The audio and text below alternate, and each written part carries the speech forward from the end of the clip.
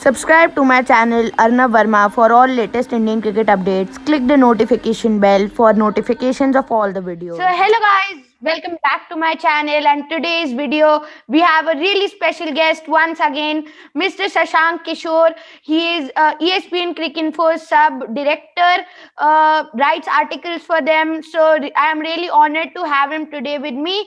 And today our topic for discussion is basically India versus Sri Lanka, our takeaways from that series. What players do we think should get more time based on domestic cricket and IPL, and they are not ready for international cricket yet? Like getting our takeaways from the series, and like how do we look at these players and the series as a whole? We are also going to talk about Sir's journey. How did he fall in love with this amazing sport of cricket? So, hello, Sir. Thanks for coming. And I've just let's start with talking about your journey of this wonderful sport of cricket, and how did you fall in love with it? Arnav, you're making me feel very old by referring to me as sir. So you can just call me by my name. That's absolutely fine. And secondly, I'm completely bowled over by your infectious passion for cricket. May that long continue. It's. I can see a lot of myself in you when I was young. I was exactly like this, very boisterous about the game of cricket. So very, very happy to see someone of your age, especially who we call the IPL generation, loves the game and just enjoys watching everything about the game. So really nice. Keep that going. As for me, well, I've been very passionate about cricket for as long as I can remember. I started watching it when I was 5 years old. My first memory of cricket was the 1996 World Cup, which was held in India. I was 7 years old. And since then, I've just been a cricket nut. Very fortunate that I've been able to, cover the game for a living. So it's been a wonderful journey. I started working on cricket in 2010, the same year that I finished college. So it's been 11 years, and so far I'm still, enjoying everything that I do, and I still love the game as much as I did when I first started watching. So hopefully that continues as well. Hmm. So, sir, thanks for coming first of all. And to start off today, I would first like to ask you about in this series we saw Sri Lanka. According to me, Sri Lanka with the even though the series was 3-3, when you look at both the one days and the T20s, if you add them 3-3, so when you look at as a whole, I feel Sri Lanka played better cricket. If you talk about both the T20s and the one days, the only game which India dominated was the first one day. And my first question to you is that did India come up to your expectations? What should India have done better in this series?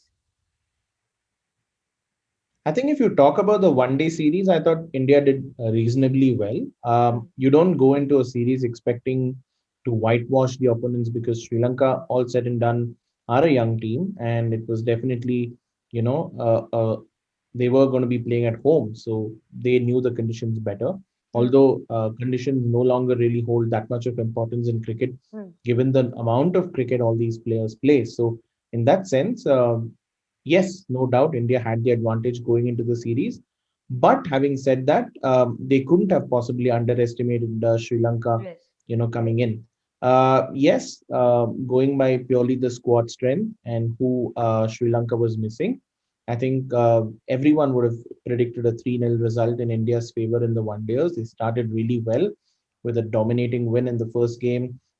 Shikhar Dhawan batting through to allow the youngsters like Ishan Kishan to play his shots. Uh, that was a sign of maturity for me. A senior captain allowing the younger players to play with freedom. The second one day and the third one day, yes, I mean they weren't as close as they weren't as convincing. You would say the record would say, but I thought it still tested this young Indian team to a great extent. Sri Lanka did pretty well in pulling one back in the final ODI, but in the second ODI, you saw shades of promise there in that partnership towards the end between Bhuvneshwar Kumar and Deepak Chahar. In domestic cricket, Deepak Chahar has got this reputation of being a big hitter. Hmm. So he exceeded expectations in grinding the bowling down. playing on the patience of the bowlers, taking the game right till the end. So I thought he did really well. That's signs of maturity from Deepak Chahar.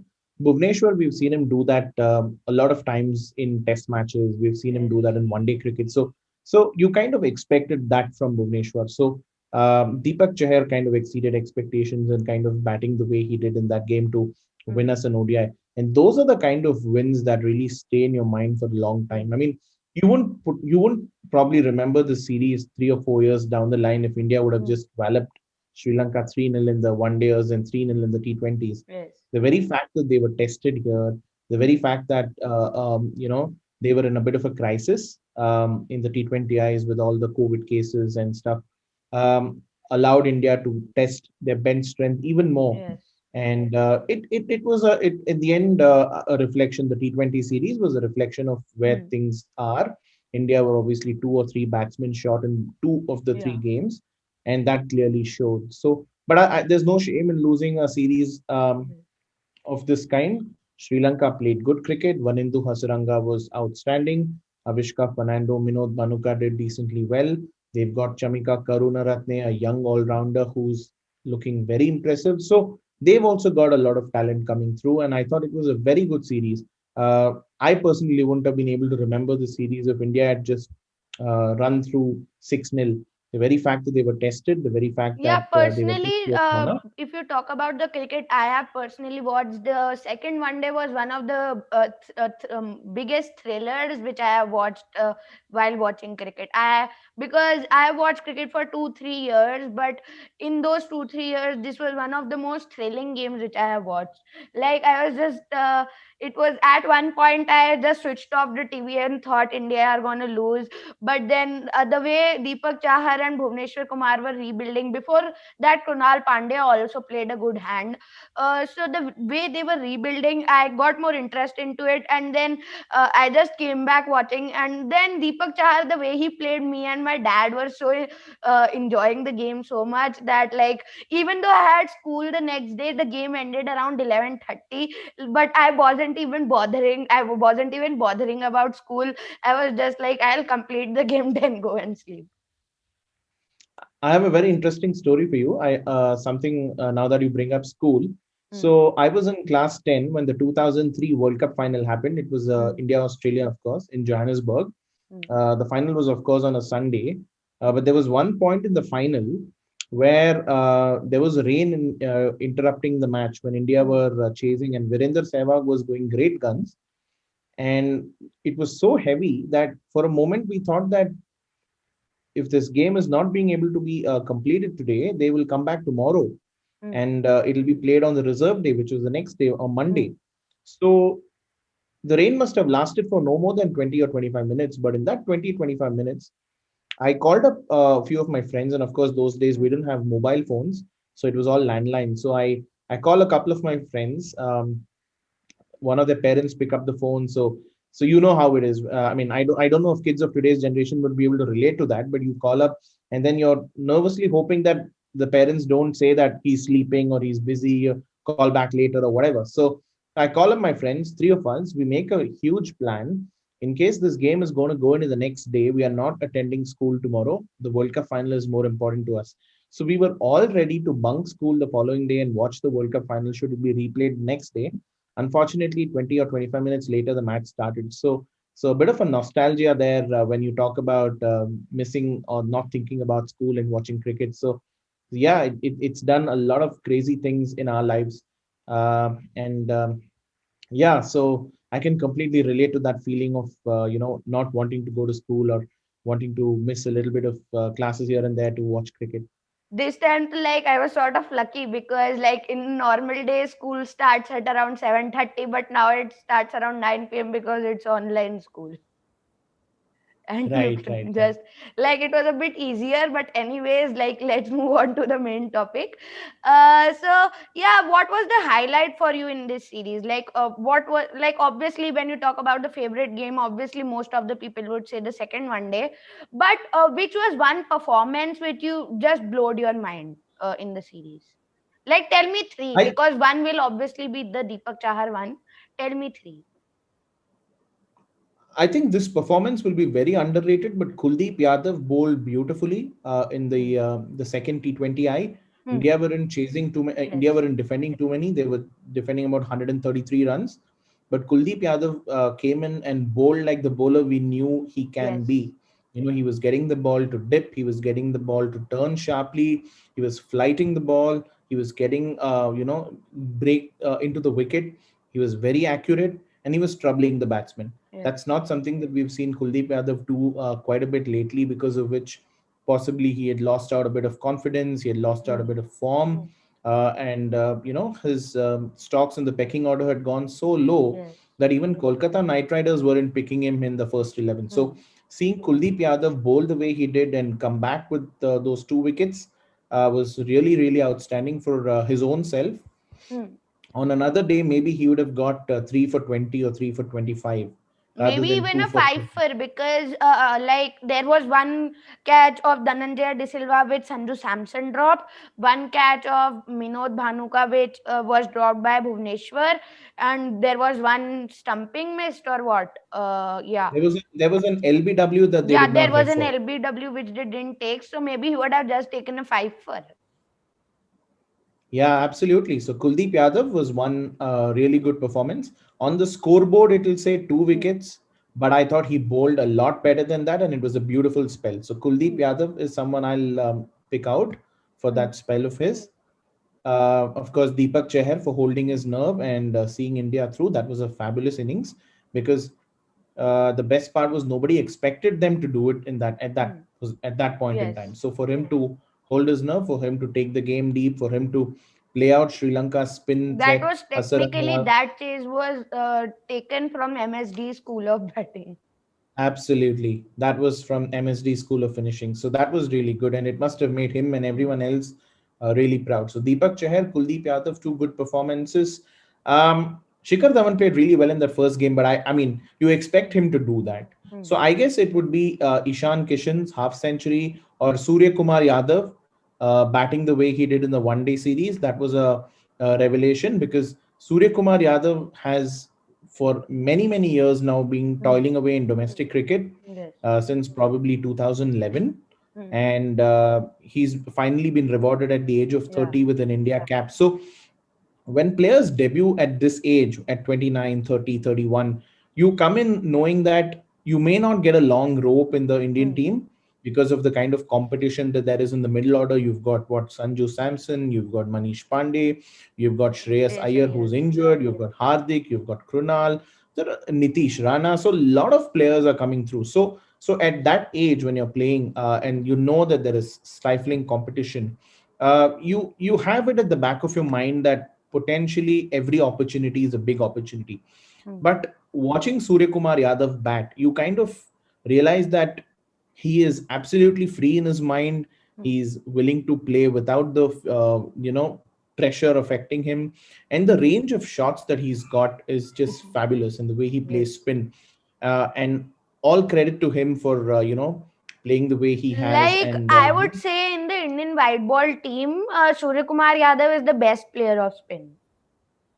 he was outstanding. I mean, if Hmm. you saw the way he flicked the ball from outside off Like against the I cone. was just astonished by like he was playing helicopter shots of spinners. Exactly, exactly.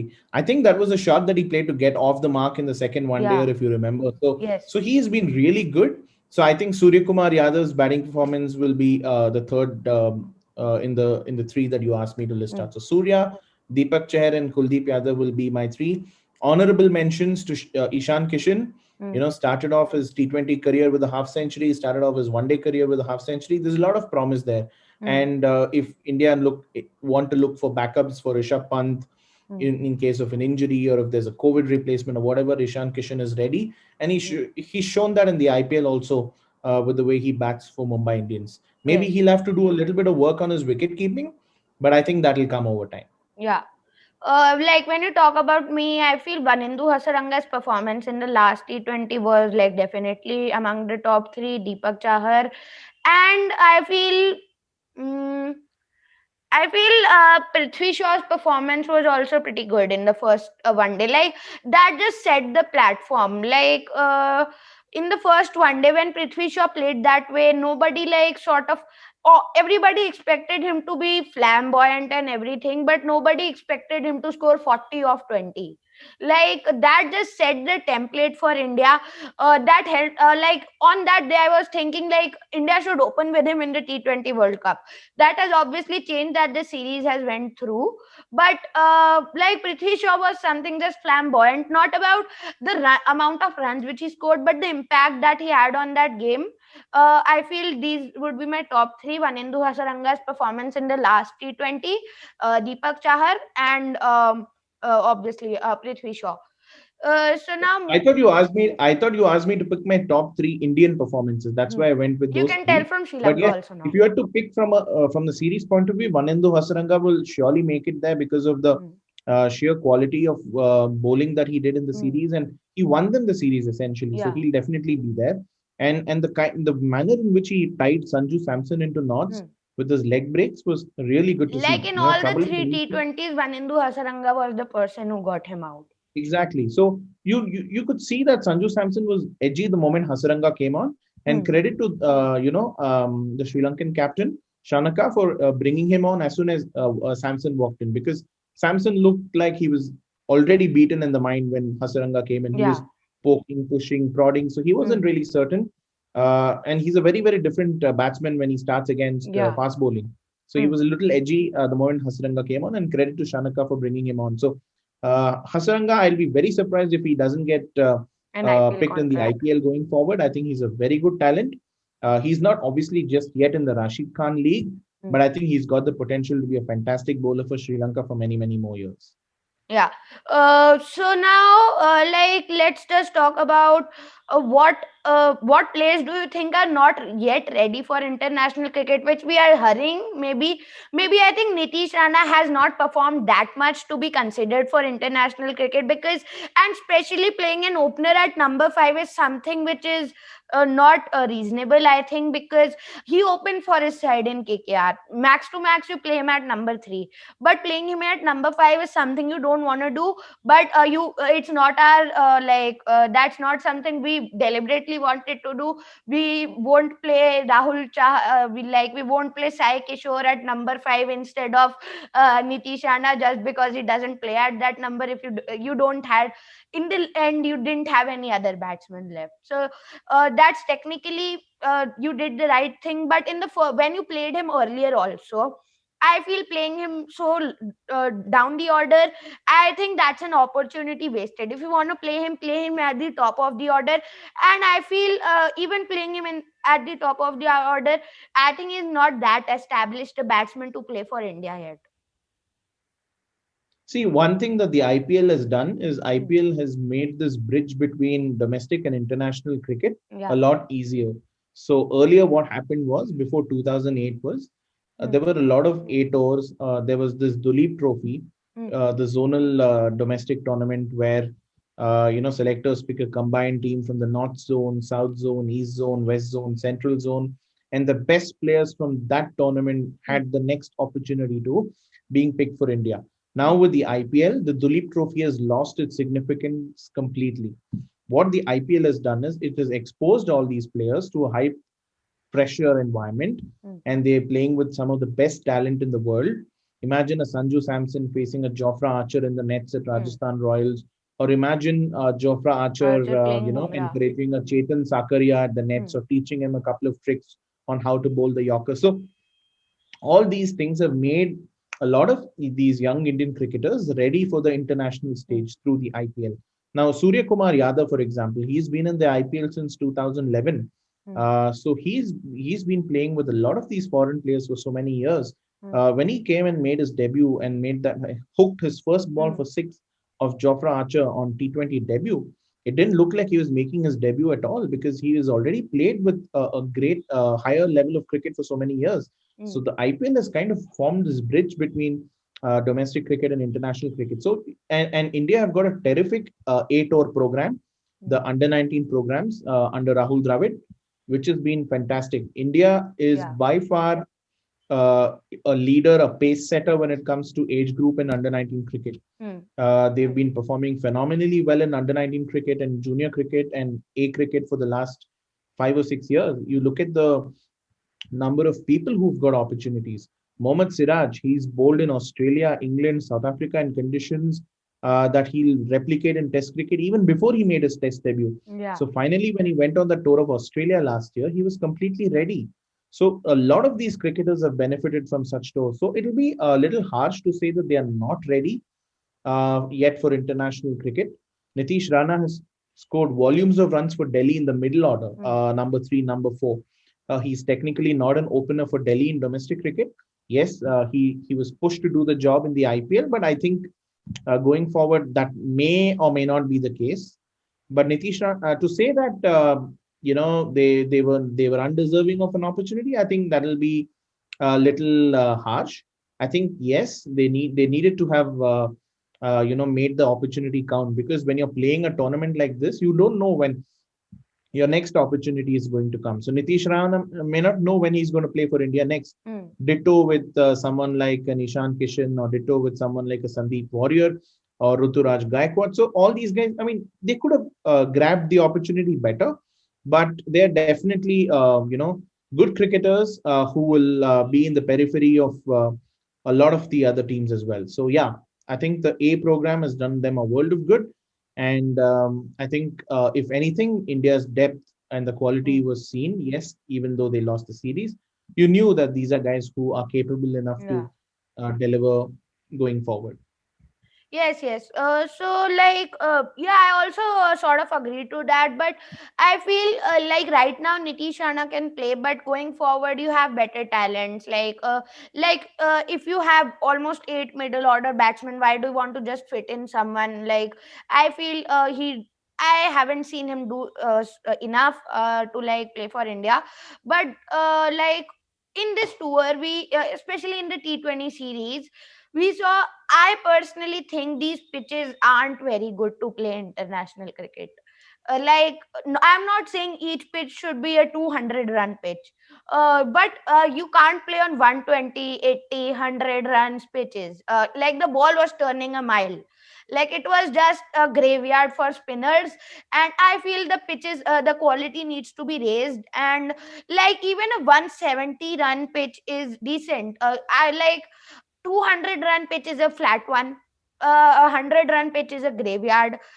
But a pitch where 150 to 170 runs, that sort of a total is also pretty good, because that gives the bowlers also enough challenge, and a batsman also have runs on offer over there.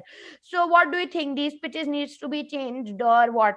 Because I feel these pitches are not good for international cricket, especially with the new generation like me coming up. We don't like watching so much of dot balls and everything. See, because of COVID and because of Hmm. bio bubbles and all that, they've been restricted to play this entire series of 6 matches in one venue. Hmm. And because they've been playing in one venue, and the T20s at least were held at a Hmm. day's break, in between, the ground staff may or may not have had enough time to prepare Hmm. surfaces of different kinds. So they've largely worked on one or two surfaces that they've alternated for the series. Hmm. And because of that, because you've already played so much of cricket, you've played 100 overs of 3 1 dayers, so that's Hmm. potentially 300 overs. Then you played so much of T20 cricket.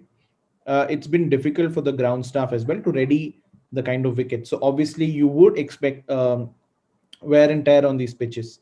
So Hmm. probably that explains why the pitches got really slow when you went into the second and third T20I.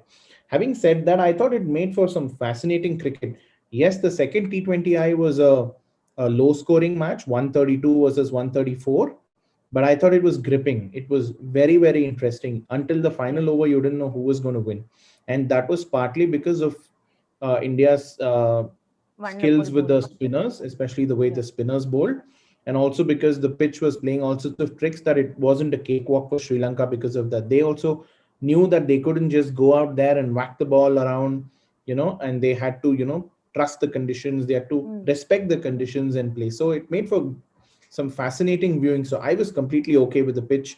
What's cricket if it's not a good challenge? I mean, It was great fun to watch. So I'm okay with watching matches that have pitches that turn and offer some assistance to pace or bounce or for the spinners. That's completely okay. But potentially going forward in the T20 World Cup, I don't think you will see pitches like these. They will be obviously run fests, and because they want to promote the game, and the broadcasters want batsmen to go big, so that they are they get their value for their monies, and the audience is tuned in. So for big tournaments you may not see wickets like these, Hmm. but for bilaterals and for tournaments on and off, I'm completely okay with pitches assisting the bowlers just for better balance. Hmm. So now, like this is one of my final questions. Now, when you look at this series as a whole, Sri Lanka, doesn't this is my question about Dasun Shanaka. Sri Lanka have chopped and changed their captains in the last 3-4 years. I think they have changed about 10 captains.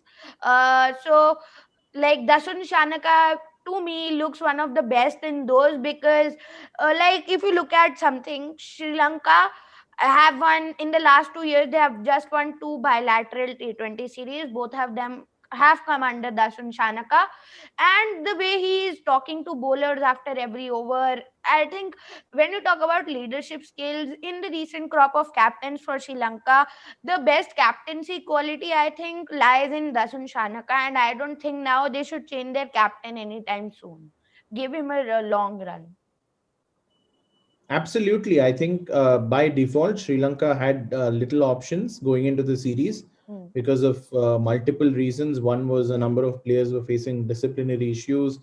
Then there were a few players who were dropped. Then there were a few players who retired, like Matthews retired Hmm. or wanted to retire because he wasn't happy with the central Cesara contract. So Pereira there were a retired. lot of issues, Cesara Pereira administrative retired. issues, disciplinary issues, and lot. So they didn't have too many options when they came down to picking a squad and naming a captain for the series. But Hmm. having said that, in giving Dashun Shanaka an opportunity, I think they may have unearthed a potentially a good leader going forward, at least for the short term to the medium term, if not for long term. So I would expect them to kind of give him a good run in limited overs cricket, at least, and ensure that he gets continuity and gets a young team. Hmm. This young team has played without fear of consequences. They've played without pressure, and a lot of them have delivered. So I would just give this young team a go and let them play freely without worrying about too many other things, and assess at the end of 6 months to 1 year as to where they stand and how they've been doing. So yes, Dasan Shanaka has shown a lot of promise, and I hope he's given a bit of a run going forward in the near future. Yeah, so now like my final question now is that going forward, now when you talk about India, when you talk about India's main team, my final question to you is what will be your final playing 11 for the World T20? Then we'll wrap up the show. Okay, you're asking me to pick India's 11 for the Yeah, World T20, the first game. yeah. Okay, so I will open the batting with Rohit Sharma Mm, and Virat Kohli. At number three, I will play Surya Kumar Yadav. At number four, I'll play KL Rahul. mm. At number five, I've got Rishabh Pant, Rishabh Pant, of course. Number six, I've got Hardik Pandya. Number seven, I will go for Jadeja, one of Washington Sundar or Krunal Pandya, depending on Jadeja. how many opposition left-handers are there or right-handers are there, depending on the opposition lineup. Mm. Because Washington can take the ball away, can bowl with the new ball. Sir, what Krunal is about also a good Jadeja? bowler. Jadeja. Uh, of course, Jadeja will be in the mix at seven, and then one of Washi or Krunal. And then you've got three seamers, Mm, Bhuvneshwar Kumar, Jasprit Bumrah, and I would like to see Shardul Thakur make the 11, but I mm, don't think that will be the case. So one of Shardul Thakur or Mohammad Siraj. mm. So yeah, that'll largely be the makeup of my squad. Um, No lead spinner. one Uh, one or two lead spinner. places here and there. So if you look at the squad, I would like to see Rahul Chahar, Yuzvendra Chahal, both of them make the squad.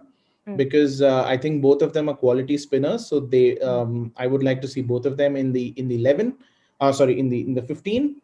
And yeah, they'll definitely pick two other fast bowlers in the squad. I don't know if they have a left arm seamer, because the only one at the moment who's around is Natarajan. Chetan Sakaria, but I don't think he may be ready yet for top flight big pressure tournaments. So yeah, that's largely the makeup of India's squad. So you've got Rahul, and I mean you've got Kohli and Rohit, you've got Surya, you've got KL, you've got Rishabh, Hardik, Jadeja, Washington Sundar, Krunal Pandya, Rahul Chahar, Yuzi Chahal, then Jasprit Bumrah, and who else? Who are the two others? Shardul Thakur.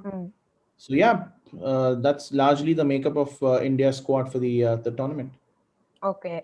So now, huge thanks to Shashank sir for coming to my show, sir. So your final words today. Thank you so much. It's been wonderful talking cricket with you. Look forward to many more opportunities going forward. And I wish you all the very best in your academics. And I wish you all the luck with your YouTube channel. And may the passion for cricket keep burning bright. Thank you so Thank, much, Arna, for having me. thank you, sir. So, guys, let us meet you in the next one. Thanks for watching. Like, subscribe, share if you like the conversation today.